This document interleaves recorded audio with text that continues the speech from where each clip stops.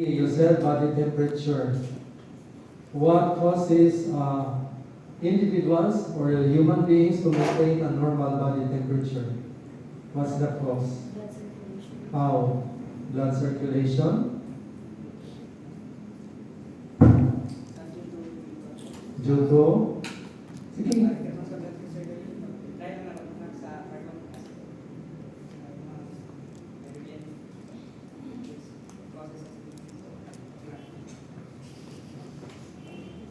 How do human beings maintain a normal body temperature? So they stay in a warm, okay? Our cells, we don't feel cold, our body. Sige, how? The mucosa in our airways are richly vascularized, which is why And then, by the time air enters, it goes to our nose and so on and so forth. By the time it reaches so what is in the vascular red vessel that blood will cause humidification of the air? oxygenated red blood cells. Oxygenated red blood cells. Again, just write your name on the one. I shall write this name. You write your name. The body generates heat. So if it is in the airway, it could be the vascular supply or the epithelial cells lining the airway via cellular metabolism. How? The body utilizes ATP to drive physiologic and biochemical processes. Okay? For example, sodium will accumulate inside the cell.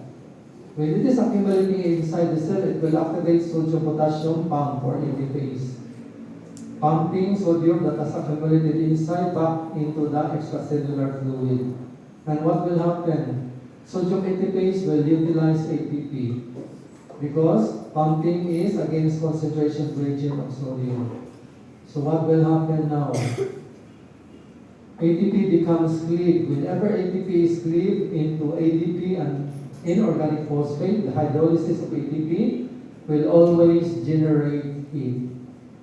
What's the concrete evidence? If you do physical activity or exercise, you feel warm because you are generating heat as the muscles will contract. So it is based on that principle. Although the explanation in the textbook is because of the vascular supply of the airway, but actually it's cellular metabolism occurring. Okay? So when there is heat, what will happen? The airways are being lined, the wall, the epithelial lining, it's lined with water molecules. Because it is generating heat also, the cells in the airway, what will happen? So it generates heat and it will allow water molecules on the surface of the airway to increase in motion, increase vibration, causing breaking of some of the water molecules. And some of the water molecules now, after the breaking of the hydrogen bonds, will humidify the air. Now the next question, why should air be humidified as it passes through the airway? Nurses, can you explain? Diba? In the past, maybe you have seen it. When oxygen inhalation is prescribed on a patient, you have a glass cylinder. And, okay, you have an oxygen meter. And then attached to a humidifier. Diba? Have you seen it, nurses? Oh, nawala ng mga nurses. O Carla, nurse.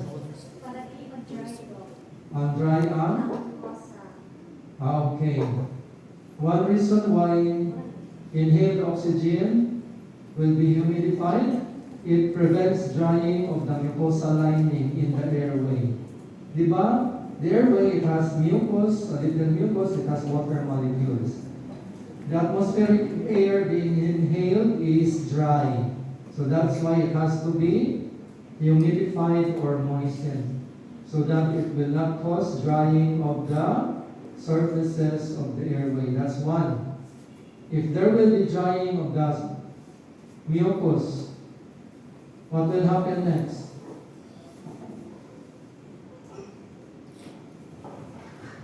Especially in small airways, what will happen if there is drying of the mucus? What's the answer? What's your answer? Oh, okay, very good. Inhalation of dry air can irritate the airway. Write your name. When the airway will become irritated, what will happen? It will stimulate more mucus production, clogging the airway. And can also cause smooth muscles surrounding the airway to contract, leading to narrowing of the airway, and therefore resistance to the flow of air will increase.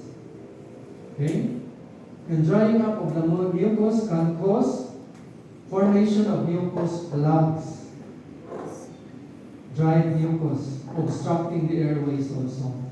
That's why air will become humidified as it passes through the airways. So that's the principle in the past of putting a humidifier when you are giving oxygen inhalation via nasal bronchs and so on. So what is vapor pressure of water? Vapor pressure of water is the pressure exerted by water molecules that are evaporating from the surface of the airway. So what is its effect on the other gases? For example, this is atmospheric air. Water is 3.7 only. For how many percent? 0.5%. But as air, atmospheric air, passes through the airways, it becomes humidified, and therefore you have an increase in the amount of water in the gaseous state from 3.7 to 0.47. So it will dilute the other gases in a mixture of gases. So that's the reason why nitrogen from 597 reduces into 563. Oxygen 159 becomes 149. Not so much effect on carbon dioxide. Okay? So it dilutes the other gases, okay, passing through the airway. The effect of increasing amounts of water molecules. Now, these are factors affecting rate of gas diffusion in fluids. So you have the diffusion rate. What is its relationship to partial pressure change? Or a difference of partial pressure between two compartments. Area, surface area, or cross-sectional area of the airway. And S, solubility of the gas. What's the relationship between these three and D? Raise your hand. Okay, the red. So what's the meaning of D? Its relationship being directly proportional to the change in partial pressure or to the difference. This is difference, delta. For example, alveolar PO2 is 104 at the arterial end of the capillary 40. So therefore, the higher the pressure difference between alveolus and the arterial end of the pulmonary capillary, the faster will be the diffusion rate of oxygen. Okay? What about area? The higher the cross-sectional area of the pathway, meaning the higher the radius or diameter, the easier will be the diffusion rate. Okay? Fluids, cross-sectional area. And then the higher the solubility coefficient of the gas, the easier for that gas to dissolve in solution, and that is carbon dioxide. And the distance of diffusion is inversely proportional, its relationship with diffusion rate. The greater the distance of diffusion, then the slower will be the diffusion rate. For example, you have water accumulating in the interstitial space between the alveolus and the capillary. So now, that increases the distance of diffusion. So the slower will be the diffusion rate because of the increase in the distance of diffusion. And the molecular weight of the gas is square root.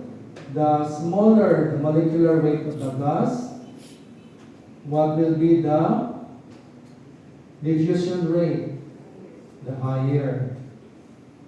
The bigger the molecule of the gas, the slower will be the diffusion rate. So we now discuss oxygen concentration and partial pressure in the alveoli, and carbon dioxide concentration and partial pressure in the alveoli. So discuss two factors that determine the concentration and partial pressure of oxygen and carbon dioxide in the alveoli. What will be the factors affecting their concentration and partial pressure? So let's talk first about oxygen. The partial pressure of oxygen in the alveoli depends on two factors. One, the rate at which the alveoli becomes filled with gases, with air containing oxygen. Okay? So that is alveolar ventilation rate. And the other factor determining concentration or partial pressure of oxygen in the alveoli will be the rate at which oxygen will diffuse from the alveoli into the pulmonary capillary. So those are therefore the two factors affecting the concentration and partial pressure of oxygen. The higher the ventilation rate, the alveolar ventilation rate, the higher will be the concentration or amount of oxygen filling the alveoli. And because you have more oxygen molecules, the partial pressure generated by these oxygen molecules will be high. Because what did we say? Partial pressure generated by a gas will be directly proportional to the concentration of the gas. And the other factor, the rate at which oxygen will diffuse from the alveoli into the pulmonary capillary. And what governs the rate of oxygen diffusion? The partial pressure of oxygen being high. Because oxygen is not soluble in solution, for it to diffuse from the alveoli to the pulmonary capillary, it depends on the high partial pressure difference of oxygen between the two compartments, alveoli and pulmonary capillary. What about carbon dioxide? The concentration and partial pressure of carbon dioxide in the alveolus. One, it depends on the rate of diffusion of carbon dioxide from the capillary into the alveoli. Okay? And the other will be alveolar ventilation rate. The rate at which carbon dioxide is removed from the alveoli through expiration. Okay?